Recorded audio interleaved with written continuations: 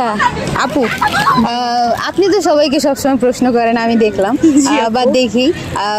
আমি আপনাকে কিছু প্রশ্ন করি, যদি কিছু কিছু প্রশ্ন হ্যাঁ কি মানে মনে করেন অল্প আর কি। হ্যাঁ প্রশ্ন করি আপু। হ্যাঁ আচ্ছা ঠিক আছে। আপনার বেস্ট ফ্রেন্ডকে নিয়ে কিছু বলেন বা এক লাইন হলেও বলেন।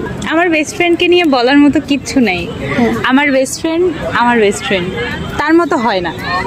কে কিছু আর কিছু না, সারা জীবন যেন আমাদের বন্ধুত্ব এইভাবেই থাকে, আল্লাহর কাছে এটা দোয়া করি। আমি না আমি। আচ্ছা আপু, আরেকটা প্রশ্ন। জি আপু। আপনার এক্স কে নিয়ে বা প্রেজেন্ট যে আছে ওনাকে নিয়ে কিছু বলেন।